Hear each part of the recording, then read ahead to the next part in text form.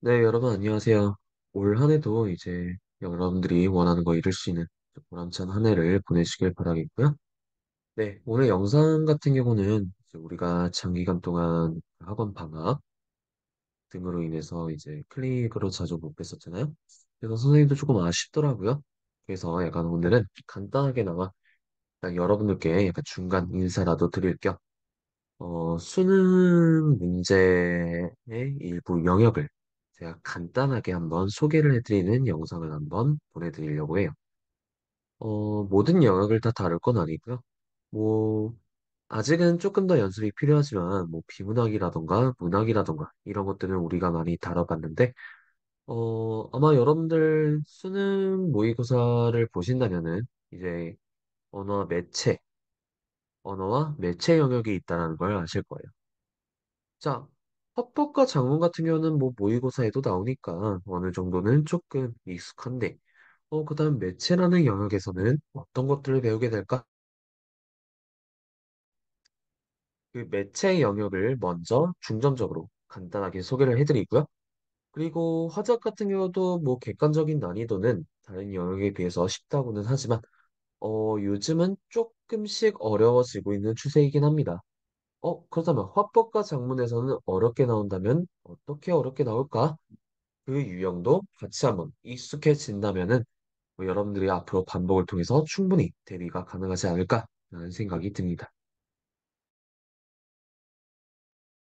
네, 그렇다면 여러분들 바쁘시니까 거두절미하고 바로 본문으로 한번 들어가 볼게요.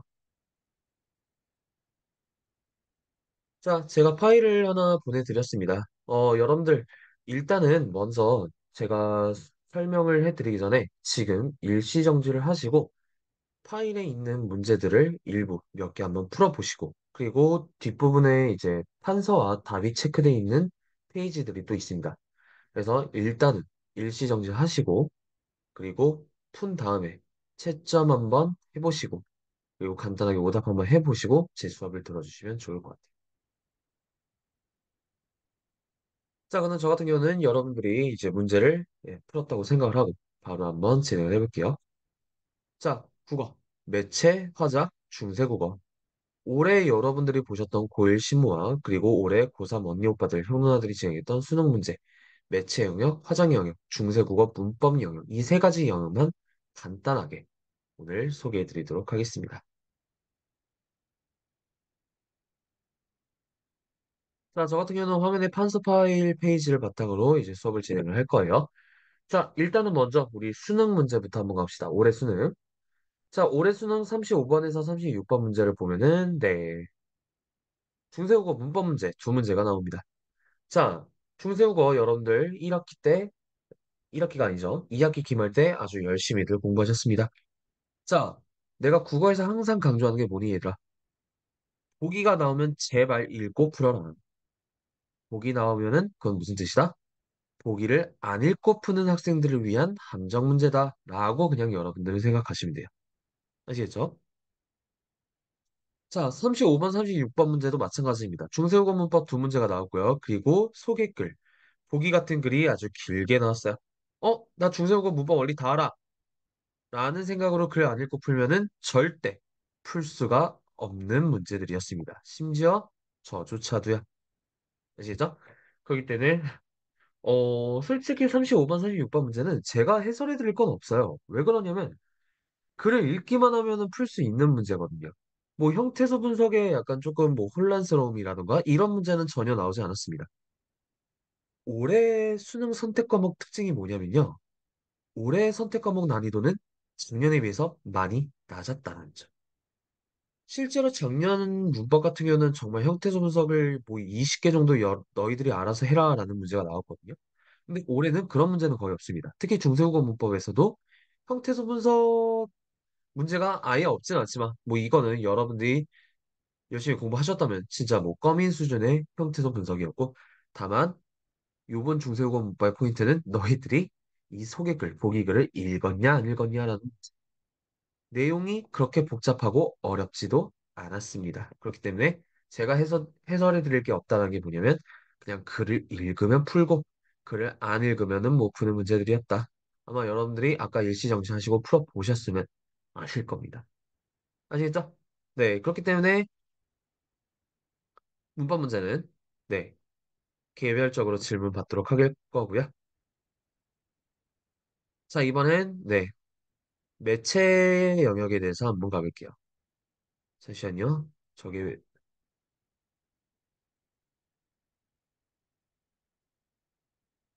자, 앞에 화면을 보시면 제가 빨간 글씨로 되게 무섭게 크게 적어놨죠? 그거는 항상 선택지 앞뒤 모두 봐라. 자, 문학도 마찬가지고요. 문법도 마찬가지고요. 비문학도 마찬가지고, 화작도 마찬가지고, 매체 영역도 마찬가지입니다. 자, 이거는 제가 1월 달 때부터 하는 잔소리 아니니, 얘들아? 그치? 선택지에서는 하나의 선택지라고 해서 하나만 물어보는 게 아니라, 앞과 뒤에서 두 가지 이상을 물어보는 경우가 많다. 자, 1월 달 때부터 제가 했던 잔소리이긴 하긴 하지만, 뭐 여러분들 이거 쉽게 고쳐집니까? 저 이것 때문에 저한테 약간 혼나신 친구들 많죠? 네, 앞으로 2년, 3년 동안 계속 이 꼼꼼함을 연습하면 되는 겁니다. 알겠지? 그건 항상 선택지 앞뒤 모두 봐라. 네, 항상 이 태도는 유지해 주셔야 되겠고요. 이번엔 그렇다면 매체 영역에 대해서 간단하게 소개를 해드리겠습니다. 자, 일단 여러분들 매체라는 게 뭐예요? 나의 말 혹은 내가 쓴 글을 아니면 내가 말하고자 하는 내용을 어디에 실을 것인가 그 전달하는 수단 같은 거를 바로 매체라고 보시면 돼요. 그다음 매체라는 건 예시가 어떤 것들이 있을까? 책, 신문, 인터넷, SNS, 블로그, 그리고 텔레비전 이런 것들이 바로 매체라고 볼 수가 있겠습니다.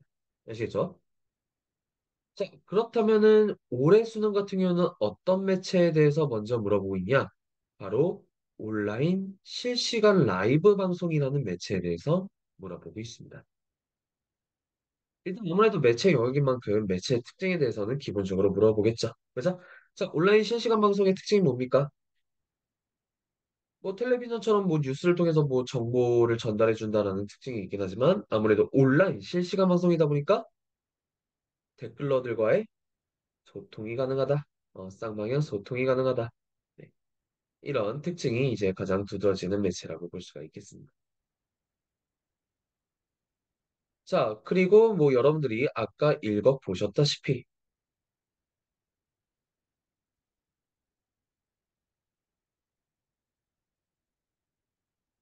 먼저 가 글에서는 인터넷 온라인 방송에서 약간 방송이 되고 있는 내용에 대해서 나오고 있어요. 그렇죠? 자, 그렇다면 선생님, 이런 내용들을 우리가 다 읽어야 될까요? 네, 당연한 얘기입니다. 자, 매체 영역의 특징에 대해서 말씀을 드렸으니까 이번에는 매체 영역에서 자주 등장하는 문제들에 대해서 말씀을 드릴게요. 물론 이제 아무래도 국어다 보니까 실시간으로 제시된 글의 내용은 달라지겠죠. 하지만 뭐는 반복된다? 문제 유형은 반복된다. 네, 여러분들은 이 반복되는 문제 유형을 내면하시고 그 다음에 시간에 맞춰 효율적으로 문제 푸는 방법, 그 연습을 여러분들은 계속 하시면 되는 겁니다. 자, 첫 번째 문제에서 뭐가 나와요? 동그라미 기억 미음 문제는 어떤 문제냐면은 매체의 특징을 물어보는 문제입니다. 온라인 실시간 방송에는 어떤 것들이 가능할까? 어떤 기능이 가능할까? 이런 매체의 특징과 관련된 문제였고요. 자, 그리고 41번 문제. 41번 문제 가로 A씨는 어떤 문제냐면 말하기 방식과 글 속의 내용 일치 문제. 이 두 가지를 모두 물어보는 문제였습니다. 자, 그래서 제가 다시 한번 강조드리자면 자, 선택지 앞뒤 모두 봐라. 왜? 문제 유형 자체가 여러분들이 선택지를 읽어보셨으면 아시겠지만 문제 유형 자체가 두 가지를 물어보는 문제였어요. 말하기 방법과 내용 일치 문제. 알겠어요? 자, 그다음 선택지 앞에서 말하기 방식이 나오고 선택지 뒤에서는 내용 일치 문제가 나온다. 그러니까 선택지를 보면은 이런 식으로 구성되어 있지 않습니까? 이러이러한 말하기 방식을 통해서 이러이러한 내용을 물어보고 있다, 나타내고 있다. 네, 그렇기 때문에 선택지 앞뒤를 모두 보라는 거다.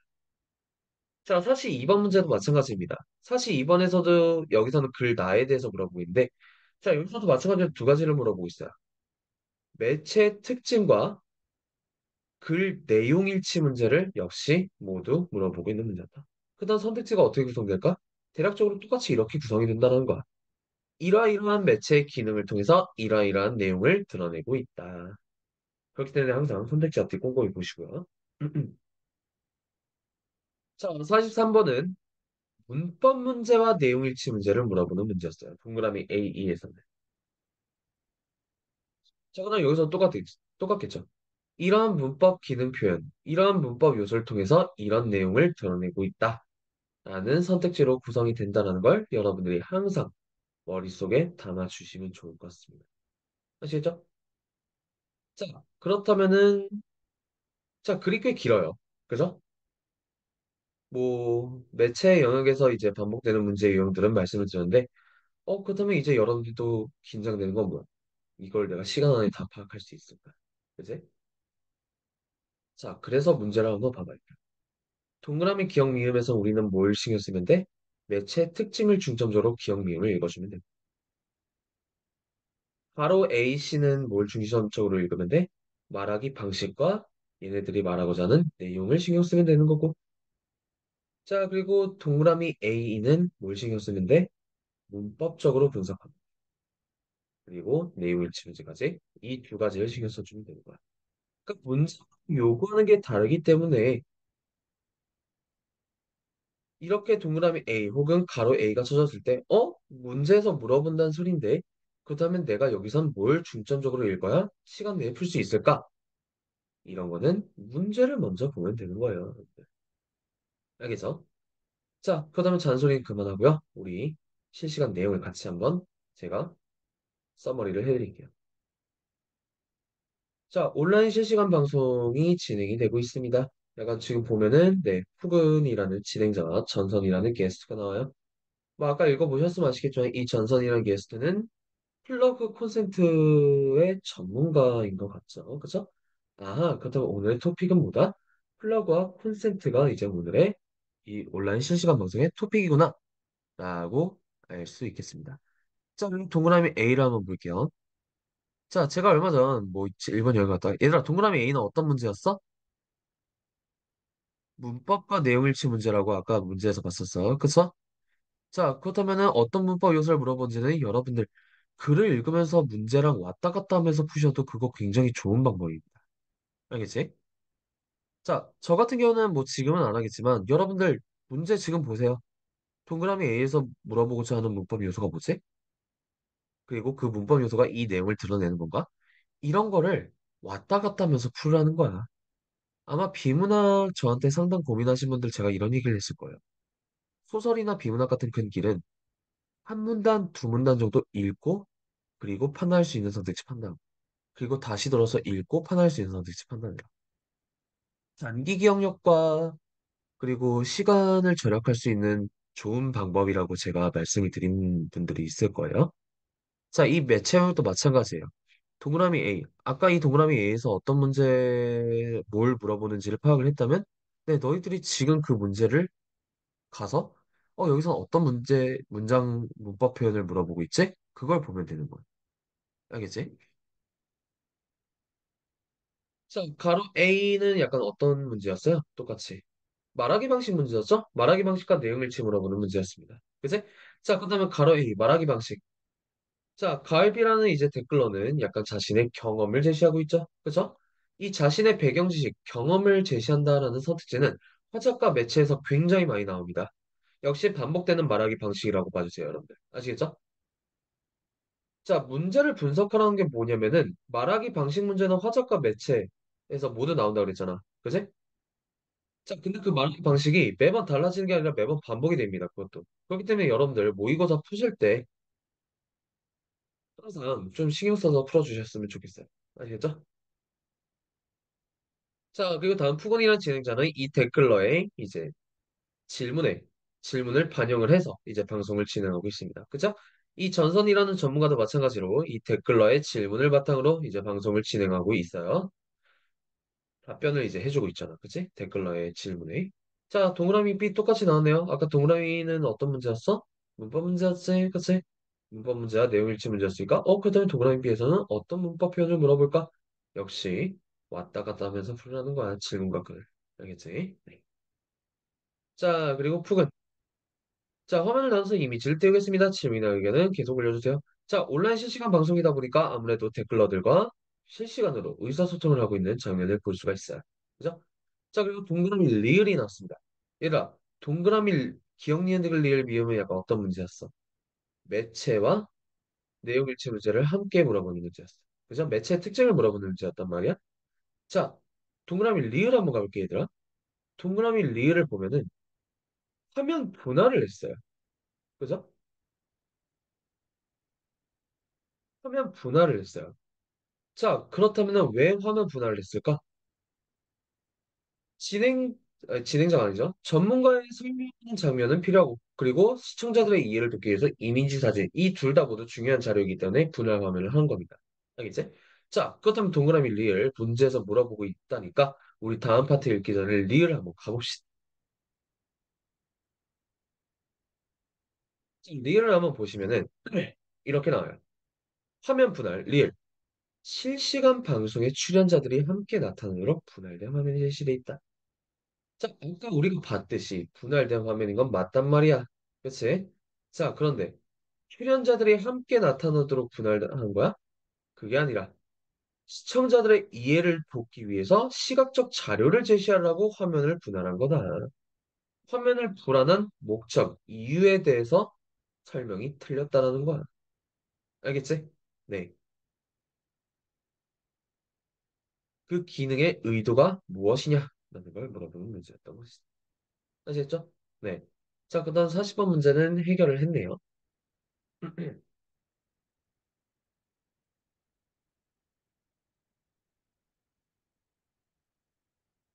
제가 줌 수업을 오랜만에 하다 보니까 살짝 기능들이 익숙하지가 않네요. 네, 조금 양해를 부탁드릴게요.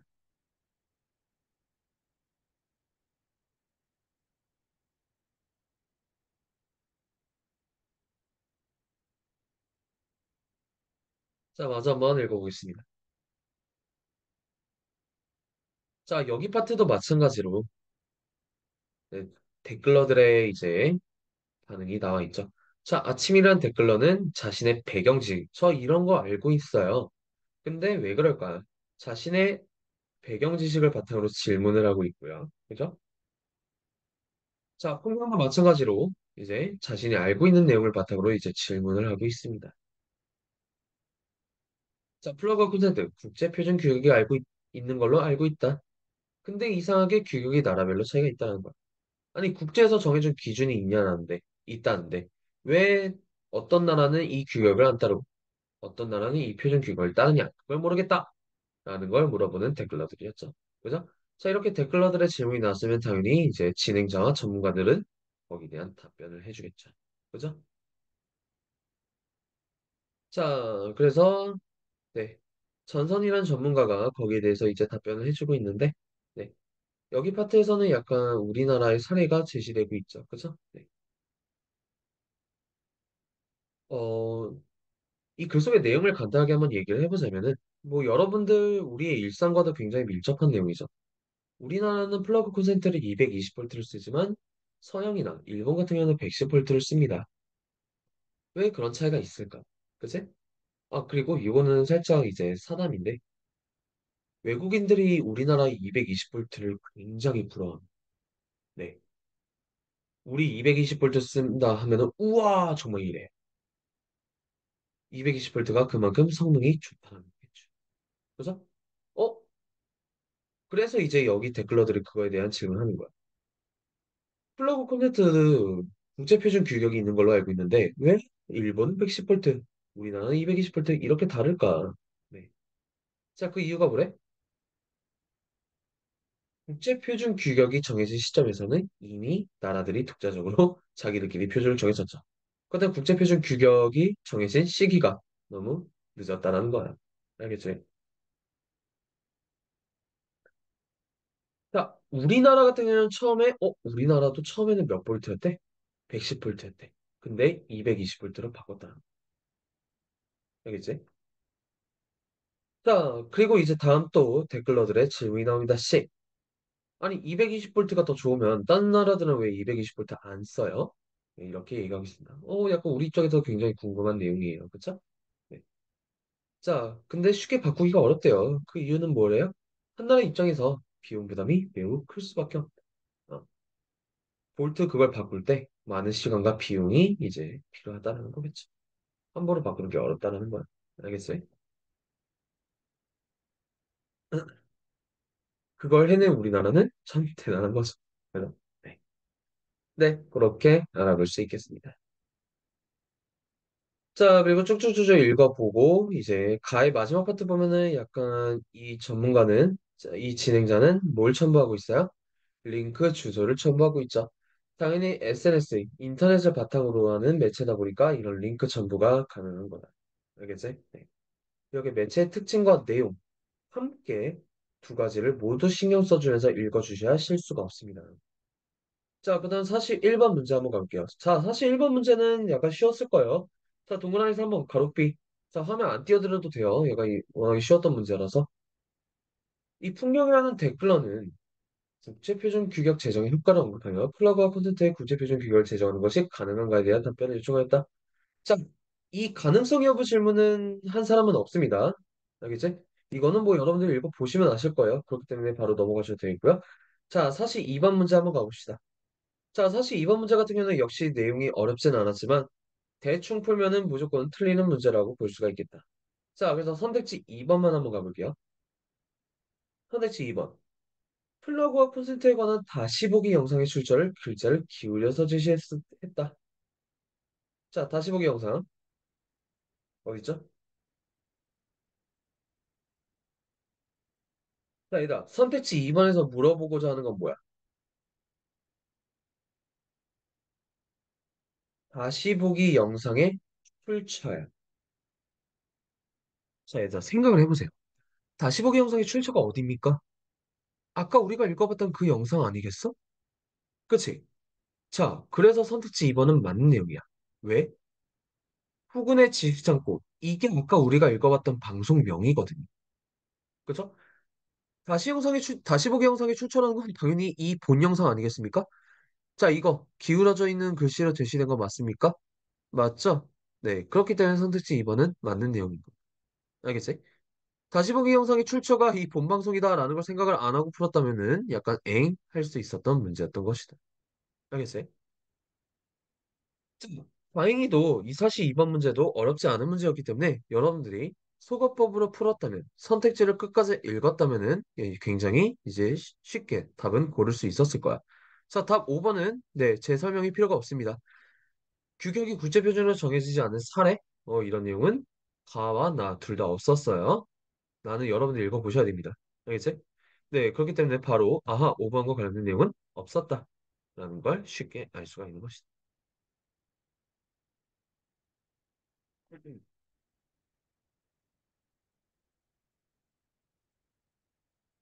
자, 43번은 아까 말씀드렸듯이 문법과 내용 일치 이 두 가지를 물어보는 문제였는데, 자, 문법 같은 경우는 다른 건 다 됐고요. 제가 선택지 5번만 설명을 해드릴게요. 왜냐하면은 이거는 여러분들이 익숙한 내용이기 때문에.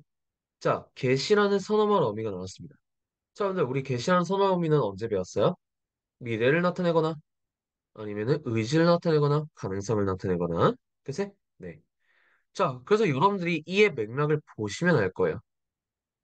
자, 이 같은 경우는 가능성을 나타내는 기능을 하는 게 아니라, 네, 단순히 미래의 기능을 나타내기 위한 선언만 합니다. 알겠지?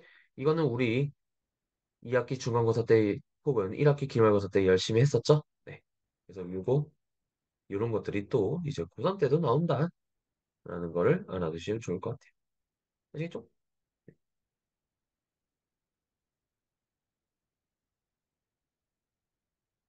자, 다음은 두 번째 세트입니다. 매체 두 번째 세트.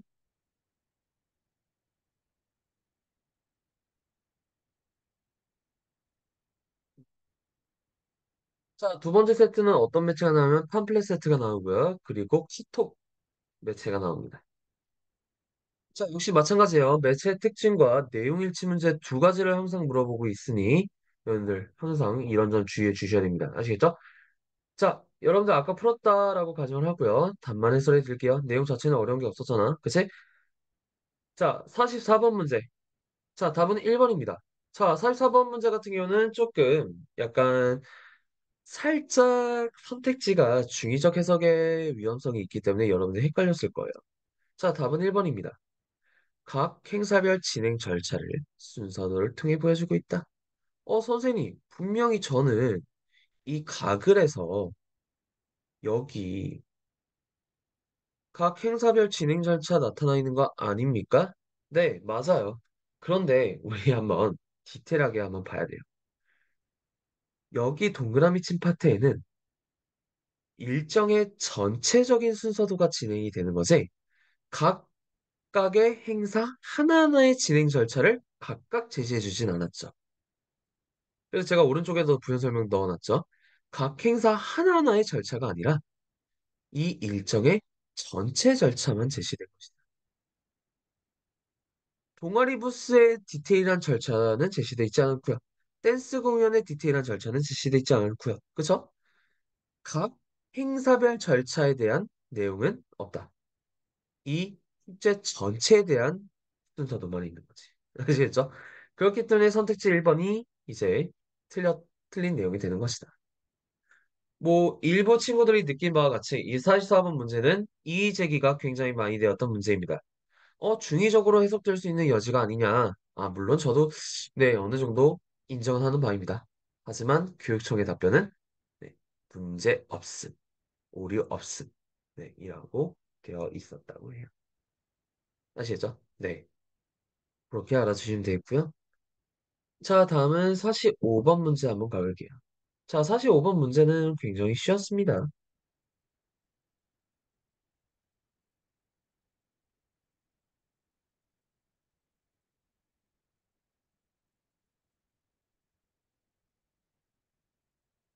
자, 나에서는 아까 학생들의 SNS 대화 내용이 나온다 그랬잖아. 그지?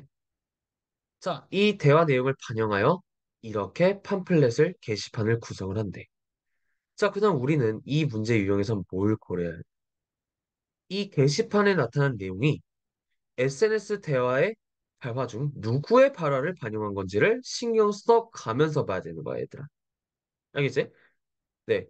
역시 이 나글과 게시판 내용, 이 보기글을 왔다 갔다 하면서 보셔야 된다는 것이다. 아시겠습니까? 네. 그래서 답 고르는 것 자체는 어렵지 않았을 거예요. 동그라미 3번이 답입니다. 본선 진출팀의 요청 사항에 대한 승인과 혜린에 대한. 자, 본선 진출팀이 뭘 요청했다는 내용은 글 속에 대화 내용에 없습니다. 얘네들이 요청한 게 아니에요, 이게. 그지? 뭐 이거는 제가 설명할 필요가 없겠죠. 그렇기 때문에 네, 바로 3번은 틀린 내용이다. 아시겠죠? 네. 자, 이렇게 이제 수능, 매체 영역에 대해서 간단하게 소개를 해드렸고요. 네.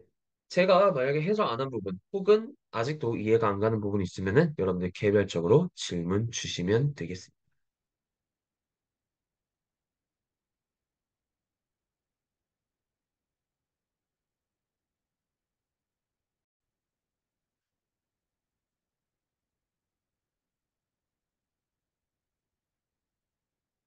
이번에는 화정 영역 한 세트만 한번 풀어볼게요. 자, 화정 영역 같은 경우는 우리가 약간 뭐 국가에서 실시간 모의고사에서도 이제 몇 번 봤지만, 네, 여러분한테는 매체에 비해서는 조금 더 익숙한 영역이에요. 자, 그다음 여러분들이 궁금한 건 이걸 거예요. 오케이. 화정 영역 내가 조금 뭐 1년 동안 모의고사 풀면서 풀어보긴 했는데, 그렇다면 수능도 약간 똑같은 난이도로 나올까? 너무 어렵게 나오진 않을까? 약간 이런 궁금증이 또 있을 거예요. 네, 결론부터 말씀드리자면 아닙니다. 네, 그렇게 난이도가 우리 고2 모의고사 풀었던 거에 비해서는 그렇게 차이가 많이 나진 않아요. 알겠지? 다만 제가 강조드릴 건 뭐냐면은 아마 제가 수업 시간에도 얘기했을 거예요. 화법과 작문은 객관적인 난이도가 어렵진 않지만 약간 난이도가 조금씩 어려워지고 있는 추세이긴 합니다. 특히 어디서 이제 많이들 오류가 나냐면 이런 45번 같은 자료 문제에서 오류가 많이 나와. 자, 여러분들이 자료가 나왔다. 매체도 마찬가지야. 화작과 매체에서 자료가 나왔다면은 여러분들이 이 자료를 통해서 얘가 말하고자 하는 의도가 뭘까라는 걸 한 번 더 생각을 해야 돼요. 자료 대충 보면은 무조건 틀립니다, 요즘은. 아시겠죠? 이 자료를 제시한 의도가 뭘까? 이 자료의 내용이 뭘까라는 거를 한 번만 더 디테일하게 생각을 해주라는 소리. 실제로 여기 올해 수능 같은 경우는 45번 문제가 자료 문제가 나왔는데 여기서 오답률이 가장 높았습니다, 여러분. 알겠지? 자료 문제 나오면은 여러분들 대충 푸시면 절대 안 돼요. 아시겠습니까? 네, 그렇게 알아두시면 되겠고요. 자, 그 다음에 여기 화정에서도 마찬가지로 이제 반복되는 문제 유형이 뭔지를 한번 봅시다. 자, 44번 문제. 43번 문제는 어떤 거를 물어보는 유형이냐면 글쓰기 방식을 물어보는 문제야.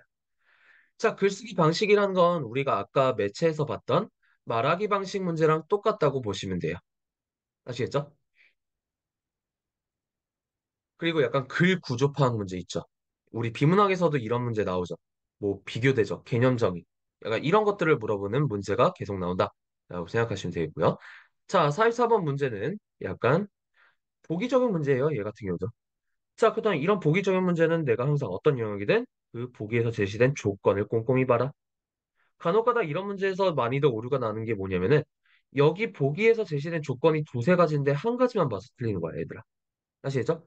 자, 그렇기 때문에 저 같은 경우는 43번 문제에서 뭘 물어보는지 다 디테일하게 표시를 했죠. 지속가능 항공유 사용의 의, 그리고 학생들의 실천을 제한하는 내용, 이 두 가지 조건이 둘 다 들어가 있는 선택지를 찾으면 되는 것이다. 아시겠습니까? 네. 자, 45번 같은 경우는 자료 문제. 자료 문제는 이따가 한번 저랑 같이 한번 읽어볼게요. 자, 그렇다면 글 간단하게 한번 읽어볼게요. 자, 여러분들 읽어보셨으면 아시겠지만, 네, 환경과 관련된 글이었습니다. 그리고 오늘의 키워드는 바로 지속가능 항공유. 자, 지속가능 항공유의 개념은 여기 제가 이제 마우스 커서 있는데 그 개념이 제시가 되죠. 지속가능 항공유란 이러이러한 것들을 얘기하는 것이다. 자, 그래서 좀 더 디테일하게 들어가 보자면 지속가능 항공유는 화석 연료를 바탕으로 하는 게 아니라 폐기물이나 작물을 활용한 기름이다. 라고 알아두시면 돼요. 아, 그다음 두 가지 특징이 있네요. 폐기물을 활용할 수도 있고 작물을 활용할 수도 있고. 근데 이상하게 유럽연합에서는 작물을 활용한 지속가능 항공유는 쓴대 안 쓴대? 안 쓴대. 알겠지? 그렇게 알아두시면 되고요. 자, 그리고 다음 3분단에서는 이 지속가능 항공유의 장점들이 나옵니다. 효율적이고 친환경적이고, 그지? 네. 탄소 배출량을 줄일 수 있고 이런 장점들이 있다고 합니다. 자, 다음 3문단. 자, 3문단에서는 이러한 장점들 덕분에 여러 나라에서 이 지속가능 항공유를 의무화하고 있다. 그렇다면 의무화를 하고 있는 나라들의 사례들이 제시되어 있는 거고요. 그리고 5문단에서는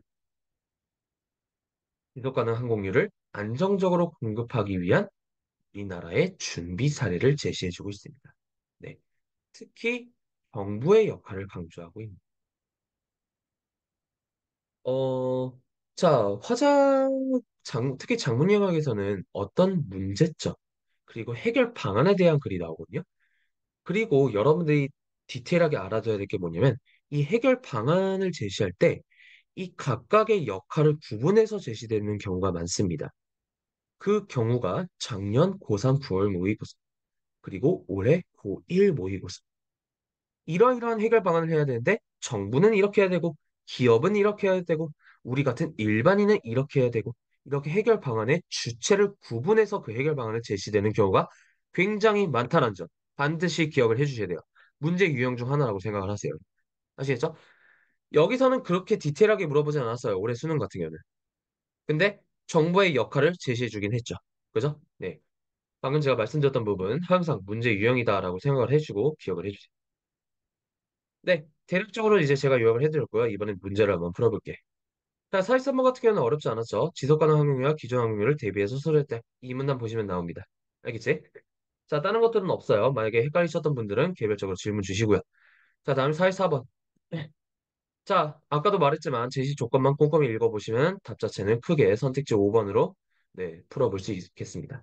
자, 선택지 3번만 간단하게 한번 말씀을 드리자면 자, 얘들아. 선택지 3번 잘 봐. 자, 지속가능 항공유를 쓰면은 탄소 배출량을 줄일 수 있다. 탄소 배출량의 의 맞는 것 같아. 그리고 혼합 비율을 점차 높여가자. 실천 대안 제시한 거 맞는 것 같아. 선생님, 그렇다면 선택지 3번도 답이 되지 않습니까? 라고 여러분들 푸셨다면은 저한테 혼납니다. 왜? 보기 꼼꼼히 보라고. 누구의 제안을 제시하래? 학생들의 역할을 제시하래. 자, 지속가능 항공유의 혼합 비율을 점차 높여가는 게 우리들이 할 수 있는 일이야? 아니잖아. 그치? 학생들과 관련된 역할이 아니라는 거야. 내가 아까 말했지. 해결 방안은 그 역할의 주체를 구분해서 나온다. 여기서 물어보는 학생들의 역할을 얘기하는 건데 이건 학생들의 역할이 아니야. 학생들이 할 수 있는 게 아니잖아. 그렇기 때문에 선택지 3번이 틀린 것이다. 아시겠습니까? 이런 문제, 이런 디테일을 우리가 계속 연습해 나가자라는 것이다. 근데 이런 디테일을 연습하려면 여러분들 우선적으로 뭐가 되냐면 반복되는 문제 유형, 반복되는 문제 함정이 뭔지를 먼저 여러분들 머릿속에 알고 있어야 돼. 그러니까 내가 항상 강조하는 게 뭐야? 내용은 똑같지만 유형은 같다. 함정 유형도 같아, 얘들아. 알겠지? 이런 거 신경 안 쓰면은 백날 공부해봤자 아무 소용 없습니다, 여러분들. 네, 잔소리 여기까지 하고요. 자, 이번엔 마지막 문제 한번 가.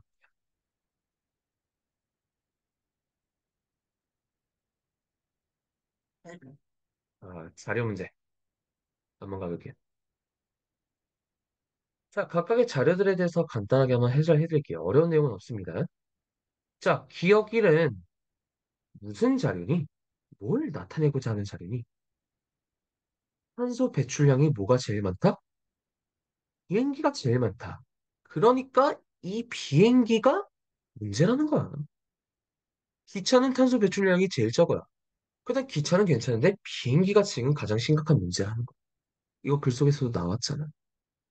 아시겠죠? 자, 이번엔 기억 다시 2를 한번 봐. 자, 기억 다시 2는 무엇을 나타내고자 하는 자료일까? 지속 가능 항공유가 이만큼 필요로 한다. 해를 거듭하면 거듭할수록 계속 많이 필요하다라는 걸 나타내주는 자료.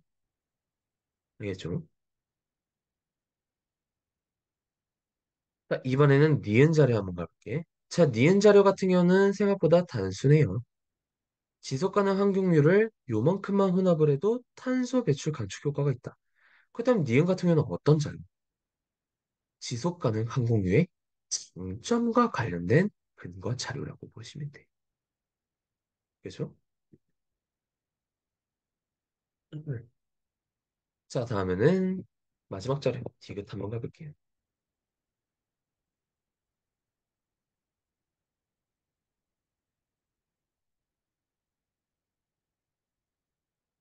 자, 마지막 자료는 전문가 인터뷰입니다. 자, 전문가 인터뷰의 내용을 보니까 자, 작물을 활용한 지속 가능 항공유는 살짝 뭐가 있대? 한계가 있다고 하네. 그치? 그런데 폐기물을 활용한 지속 가능 항공유도 뭐가 있대? 양이 한정돼 있다는 한계가 있대. 아하, 그렇다면 전문가 인터뷰의 초반부 내용은 어떤 내용이야? 지속 가능 항공유가 좋은 거긴 하지만 거기에는 뭐가 있다? 각각 한계가 있다. 이 각각의 하위 유형별로 한계가 있다는 거야. 그러다 보니까 뭐가 제시되고 있다? 이 한계를 보완할 수 있는 대체 방안이 필요하다. 대체 방안의 필요성을 강조하고자 하는 주제라고 볼 수가 있어요. 적어주세요. 대체 방안의 필요성.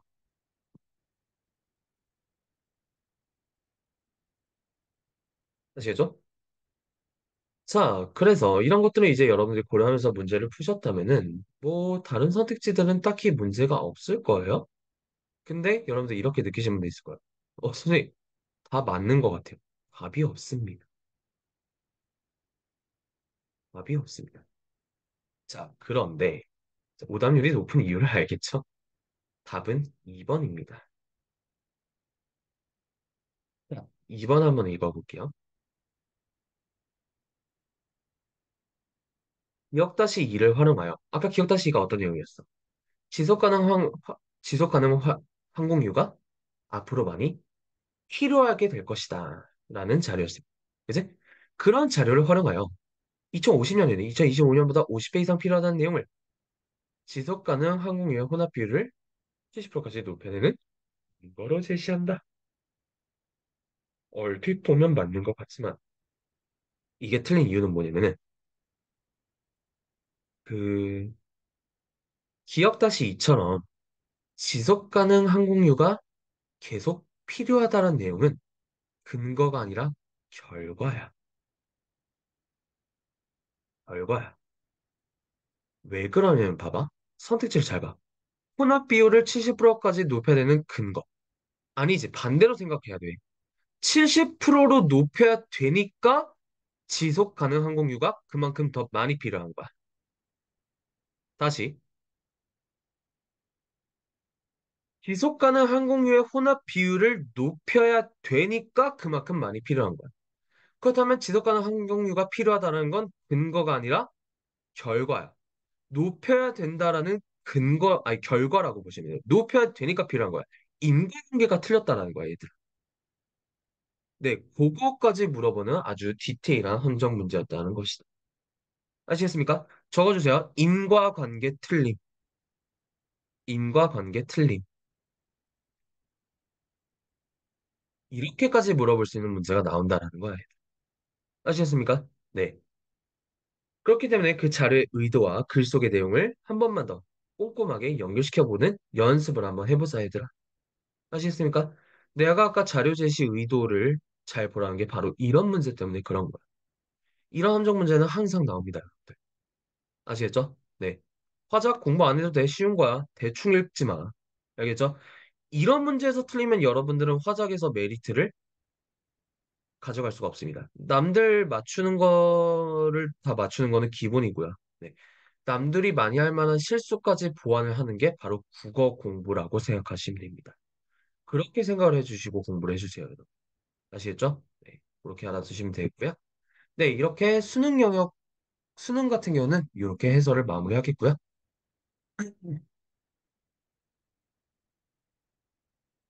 자, 거의 다 끝났어요, 여러분들.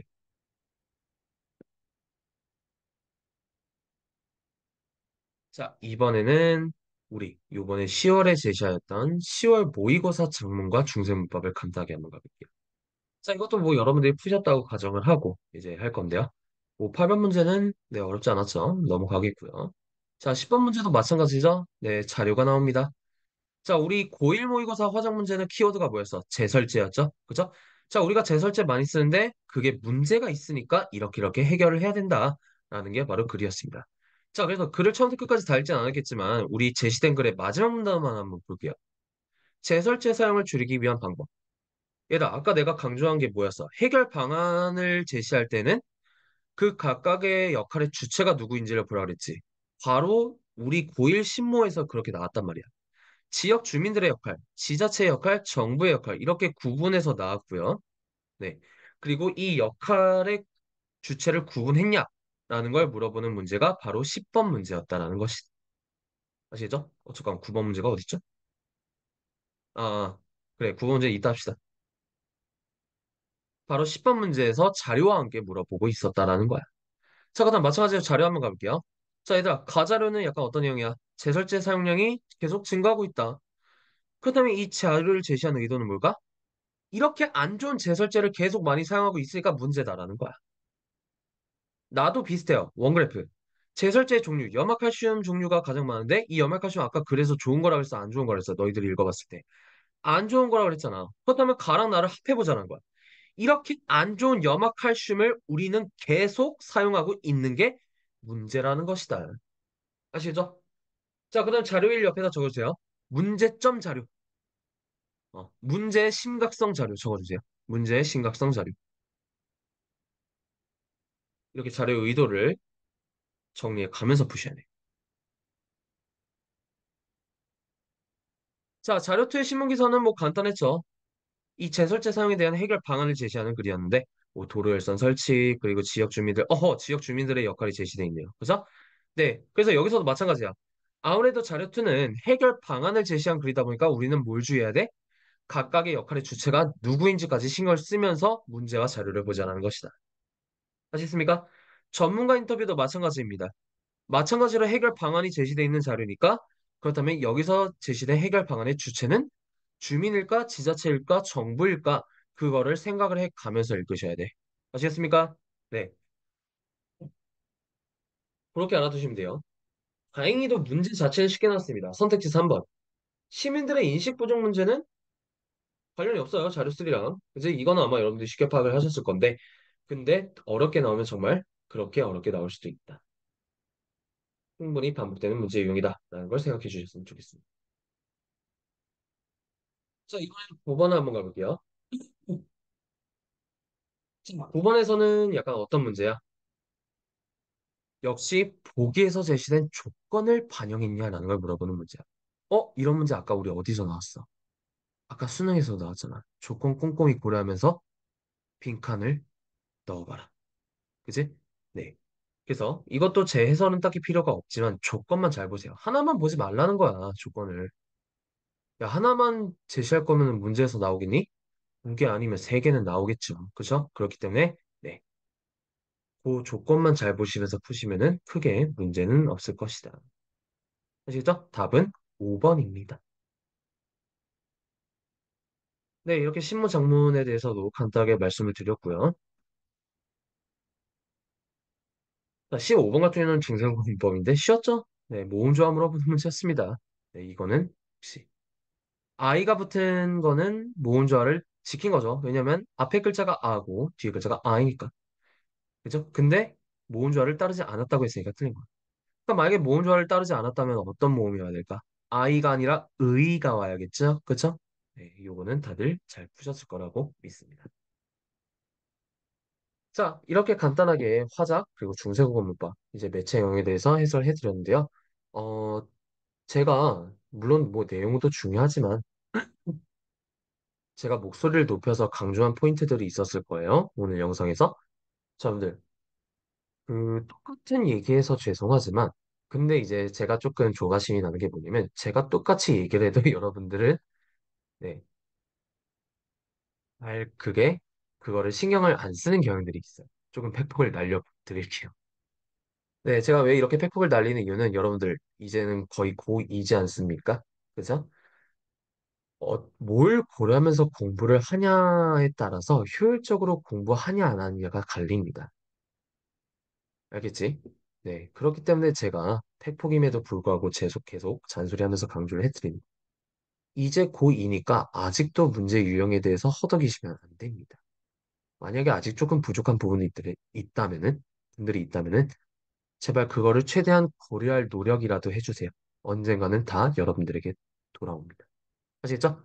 네. 자, 오늘 남은 방학 잘 즐기시고요.